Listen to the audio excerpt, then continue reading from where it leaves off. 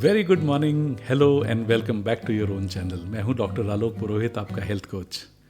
हमने अपने पिछले एपिसोड में आपसे बात की थी कुछ बहुत ही एलिमेंट्री जानकारी, यानी बहुत ही प्रारंभिक जानकारी आपके उन ड्रग्स के बारे में जो आपके फिजिशियंस आपके प्रिस्क्रिप्शन पर प्रिस्क्राइब करते हैं, ताकि आपको इस बारे में सुविधा हो कि उसके छोटे मोटे साइड इफ़ेक्ट्स, उनको लेने की सावधानियाँ और वो कैसे काम करते हैं की जानकारी आपको हमेशा बनी रहे। इस एपिसोड में आज हम आपसे बात करेंगे उन शंकाओं की जिनके आधार पर आपको अपने टेस्ट्स ऑर्डर करने चाहिए। वो कौन से सिम्टम्स हैं जिनको पढ़कर आपको सावधान रहना चाहिए और इमीडिएटली अपना चेकअप करा लेना चाहिए। जब भी आप कुछ बेसिक सिम्टम्स अपने अंदर ऑब्जर्व करते हैं, जैसे आपका वजन बढ़ना या तेजी से वजन गिरना, आपके सेंट्रल ओबेसिटी यानी आपके पेट और कमर के एरिया में यदि एक्सेसिव फ्लैब है और आपके गारमेंट्स के मेजरमेंट्स लगातार बढ़ते जा रहे हैं, वो सही समय है शंका करने का।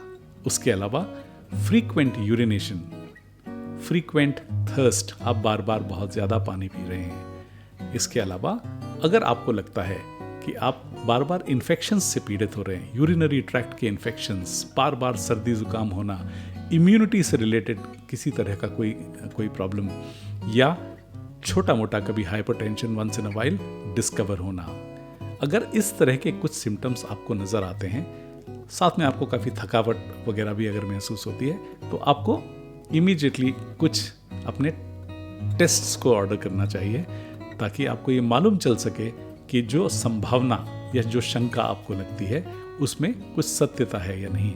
और कम से कम अगर आप कुछ बहुत थोड़ा सा डिस्टेंस उस दिशा में बढ़ रहे हैं, तो आप इमीडिएटली सावधान होकर उसको रिवर्स कर सकते हैं। वैसे तो आपको आमतौर पर वंस इन अ ईयर अपने नॉर्मल रूटीन चेकअप्स कराने ही चाहिए, लेकिन जब भी आप इन शंकाओं में कभी घिरें और आप अगर परेशान हो रहे हो कि ये क्या हो सकता है, तो आपको कुछ बेसिक टेस्ट्स कराने चाहिए। या तो आप अपने फिजिशियन से पूछ कर करा लें, या आप स्वयं भी करा सकते हैं। आजकल पैथोलॉजीज आपको घर पहुंच सेवा देती हैं, and you can order them sitting at home. It's not very difficult any more.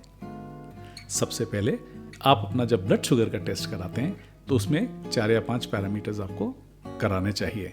जैसे पहला फास्टिंग शुगर, यानी सुबह खाली पेट आपकी शुगर का लेवल कितना है। उसके बाद पोस्ट प्रैंडियल शुगर, यानी खाना खाने के लगभग 2 घंटे बाद जब आप अपना सैंपल देते हैं, तो आपको खाना खाने के बाद कितना आपका शुगर लेवल रहता है, यानी आपके शरीर में इंसुलिन की ओवरऑल एक्टिविटी कितनी एफिशिएंट है, उससे आपको अंदाज़ा लगता है। इसके अलावा आपको जो सबसे प्राइम इंडिकेटर होता है वो होता है HbA1c, यानी ग्लाइकेटेड हीमोग्लोबिन। यदि आपने आज टेस्ट पिछले 1-2 दिन खानपान के बिगड़ाव के बाद किया है, तो ये संभावना है कि कभी आपका पोस्ट प्रैंडियल या फास्टिंग थोड़ा बहुत कभी डिस्टर्ब आए। लेकिन अगर आप HbA1c कराते हैं, तो ये आपको पिछले 3 या 4 महीने का एक कंसिस्टेंट पैटर्न इंडिकेट करता है कि पिछले 4 महीनों में ऑन एन एवरेज आपकी शुगर किस लेवल से रही है, यानी कितनी शुगर आपके RBCs पर अटैच हुई है। उसके हिसाब से ये एवरेज आपको पिछले 3 महीने का बता सकता है। और 1 या 2 दिन की अगर पिछली रीडिंग गड़बड़ भी है, तो भी आपका 3 महीने के पैटर्न में आपको एक रीजनेबली क्लोज इंडिकेशन देता है। आपके डायग्नोसिस और प्रिस्क्रिप्शन के लिए HbA1c का आज सबसे ज्यादा उपयोग होता है।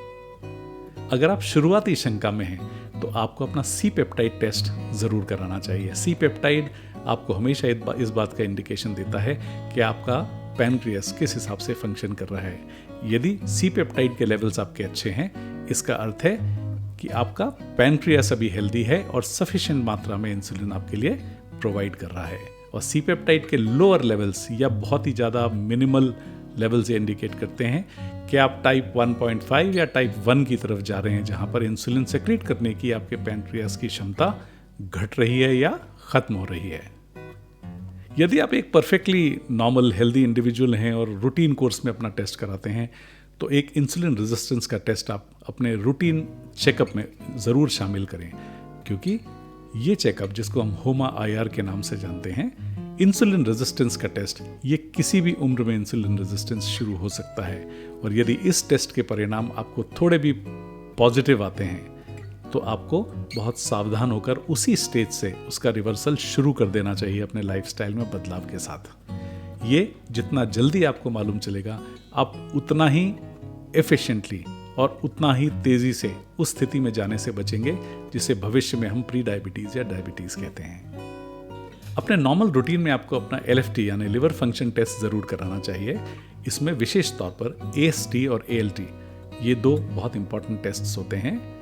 इन दो एंजाइम्स के डिस्टर्ब लेवल्स आपको ये दिखाते हैं कि लिवर में किसी किस्म का इन्फ्लेमेशन या फैटी लिवर या किसी किस्म की दिक्कत आपके लिवर में छोटी मोटी है, और जिसके बारे में आपको इमीडिएटली सावधान होकर उसके रिवर्सल के लिए कोशिश करनी चाहिए। इसी सीरीज में जब आप अपना अगला टेस्ट ऑर्डर करें तो एक किडनी फंक्शन टेस्ट ज़रूर कराएं। ये आपके रीनल फंक्शन, रीनल एफिशिएंसी की इंडिकेशन देते हैं। यानी इसमें दो विशेष तौर पर जो दो इंपॉर्टेंट इंडिकेटर्स होते हैं वो होते हैं क्रिएटिनिन और इसके अलावा ग्लोमेरुलर फिल्ट्रेशन रेट, यानी आपकी किडनी कितना एफिशिएंटली काम कर रही है ये उसको दिखाता है। हमारे मेटाबॉलिक हेल्थ वाले एपिसोड में आपने देखा होगा कि मेटाबॉलिक सिकनेस अपने साथ 5 अलग अलग कंडीशंस लेकर आती है। उनका एक क्लस्टर है जिसमें हाइपरटेंशन, हाई ब्लड शुगर, इसके अलावा लो HDL, हाई ट्राइग्लिसराइड्स और विसरल फैट। अगर आपको ये शंका होती है कि आपको विसरल फैट ऑलरेडी है या कभी कभार कोई इंसिडेंट्स ऑफ हाइपरटेंशन आपको एक्सपीरियंस होते हैं तो आपको शंका करना चाहिए लिपिड्स पर। और जब आप लिपिड्स के टेस्ट ऑर्डर करते हैं तो उनमें आपको LDL, HDL, total cholesterol, VLDL, triglycerides और ट्राइग्लिसराइड्स टू HDL रेशियो, ये 5 टेस्ट्स कम से कम आपको ज़रूर कराने चाहिए। यही वो टेस्ट हैं जिनके थ्रू आपके डॉक्टर्स आपका डायग्नोसिस सही कर सकते हैं या आपको ये डिसीजन दे सकते हैं कि आपको मेडिकेशन की आवश्यकता है या कौन से लाइफस्टाइल चेंजेस हैं जो आपको इन कंडीशंस को रिवर्स करने में मदद करेंगे। हमने लिपिड्स के ऊपर एक पूरा एपिसोड किया है, यदि आप पीछे जाएं तो आप पाएंगे वो एपिसोड आपके बहुत काम में आएगा अगर आप इसके बारे में और विस्तार से जानना चाहें। हमारी बॉडी में ऑक्सीडेशन एक कंटिन्यूस प्रोसेस है और हमारा शरीर लगातार उस ऑक्सीडेशन से लड़ता है। हमारी बॉडी में बहुत सारे कारणों से इन्फ्लेमेशन होता है, जैसे गलत खाना, किसी किस्म का इन्फेक्शन, पोल्यूशन, हमारे बहुत सारे ऐसे फैक्टर्स हो सकते हैं जिनकी वजह से हमारी बॉडी उस संघर्ष में रहती है।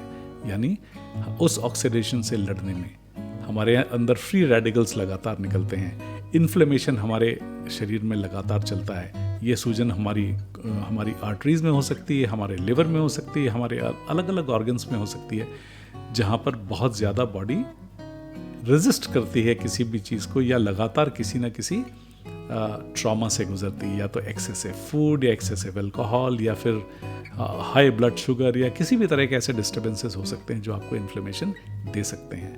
और इन्फ्लेमेशन के इंडिकेटर्स खास तौर से आपको 2 टेस्ट कराने चाहिए। पहला टेस्ट यानी ESR, ये आपके ब्लड टेस्ट में आपको रिपोर्ट मिलेगी। अगर आपका ESR का लेवल बढ़ा हुआ है तो ये क्लियरली इंडिकेट करता है कि बॉडी में कहीं ना कहीं नॉन आर्टीरियल इन्फ्लेमेशन है।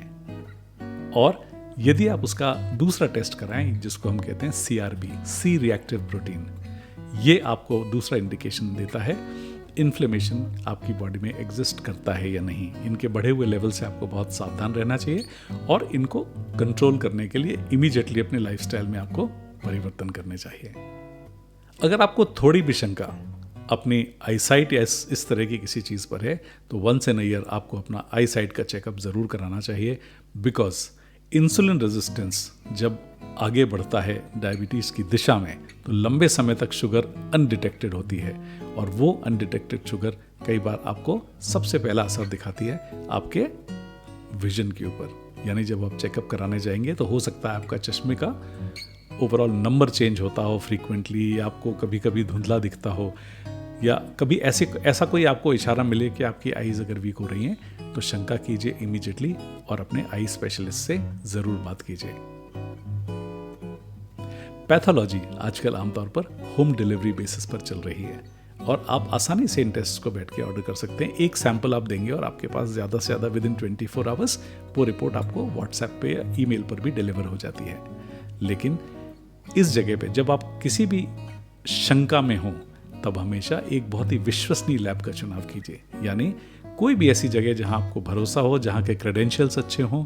सिर्फ प्राइस पर ना जाएं, शायद 20% आपको एक्स्ट्रा खर्च करना पड़े, लेकिन आपके नतीजे यदि गड़बड़ आ जाएं तो उससे डायग्नोसिस पर बहुत गलत इफेक्ट पड़ सकता है।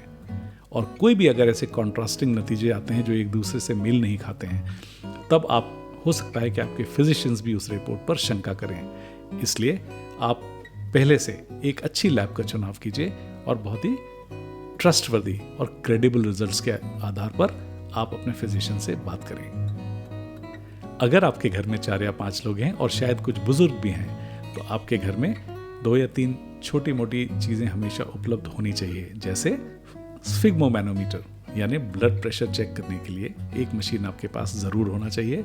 वो स्पेशली जो एल्डरली हैं, आपके पेरेंट्स हैं या आप स्वयं हैं, वंस इन अ वाइल आप कभी अपना ब्लड प्रेशर चेक कर सकते हैं और उसको मॉनिटर कर सकते हैं। आपको कभी भी असहज लगता है, कभी सर दर्द होता है या कभी आपको पैल्पिटेशन होता है, वंस इन अ वाइल तो आपको अपना ब्लड प्रेशर चेक करने की सुविधा घर पर होनी चाहिए।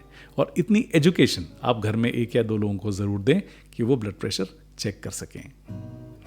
दूसरा इंपॉर्टेंट इंस्ट्रूमेंट जो आप घर पर रख सकते हैं, वो एक ग्लूकोमीटर आपको घर पर ज़रूर रखना चाहिए। जब भी आप किसी भी तरह की शंका में हो और कभी आप एट रैंडम किसी तरह का खाना खा के या कभी उठकर फास्टिंग में महीने में 1 आध बार एक बहुत छोटी सी प्रिक से आप उसको टेस्ट कर सकते हैं और अपनी शंकाओं से बहुत दूर रह सकते हैं। आजकल ये इतने सुविधाजनक हैं कि आप इनको घर पर कभी भी रख सकते हैं और एक छोटी सी स्ट्रिप लगाकर आपका पैथोलॉजी जाने का झंझट भी बच जाता है। हमारी हेल्थ केयर पूरी तरह से हमारे हाथ में होती है और इसके कंट्रोल्स भी हमारे हाथ में होते हैं।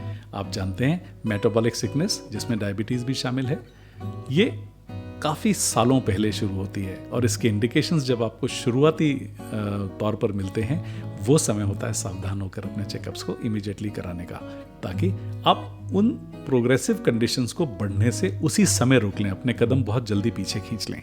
यदि वो आगे निकल जाएं तो आपका ड्रग डिपेंडेंस, आपके हॉस्पिटल्स का झंझट, आपका ये सारे कॉम्प्लिकेशंस आप अपनी लाइफ में नहीं लाना चाहेंगे। अगर आपको लगता है वेट ज़्यादा है तो शुरू कीजिए, इमीडिएटली टेस्ट कीजिए, अपना वेट लॉस कीजिए। आप जानते हैं क्या करना है। मेटाबॉलिक हेल्थ के लिए जो करने की आवश्यकता होती है, हमने अपने पिछले एपिसोड्स में डिस्कस किया। आप ज़रूर उन एपिसोड्स को देखिएगा, आपको बहुत लाभ होगा। आप इस ओवरऑल पिक्चर से ज़रूर परिचित हो जाएंगे, जिसके एक हिस्से के बारे में आज हम बात कर रहे हैं। तो अपने पैथोलॉजी टेस्ट को कोशिश कीजिए कि आप एक बहुत ही मूल रूप से समझ सकें कि आपको एग्जैक्टली क्या टेस्ट कराने हैं, और ताकि जब आप अपने फिजिशियन से मिलें और आपसे जब वो कोई चर्चा करते हैं तो आप उनसे एक आमतौर पर एक अच्छा संवाद कर सकें। अभी हमें अपना चैनल शुरू किए हुए हार्डली 1 महीना भी नहीं हुआ है, लेकिन हमें बहुत खुशी है कि इतने हज़ारों में हमारे पास अब व्यूज़ आना शुरू हो गए हैं और इस सब में हमारी सफलता में आपका एक बहुत बड़ा हाथ है। मुझे उम्मीद है इस एपिसोड से भी आपको कुछ जानने का मौका ज़रूर मिला होगा। यदि आप हमारे एपिसोड्स पसंद कर रहे हैं तो प्लीज़ उन्हें लाइक और सब्सक्राइब कीजिए। इससे हमारा उत्साह भी बढ़ता है और हम आगे और भी ज़्यादा मेहनत करके आपके लिए अच्छा कंटेंट लाने का प्रयास करते हैं। इस एपिसोड को और हमारे बाकी एपिसोड्स को भी अपने फ्रेंड्स और फैमिली मेम्बर्स के साथ शेयर कीजिए और उन्हें भी प्रेरित कीजिए कि वो हमारे चैनल को सब्सक्राइब करें। Keep watching this space. Thank you very much for your precious time.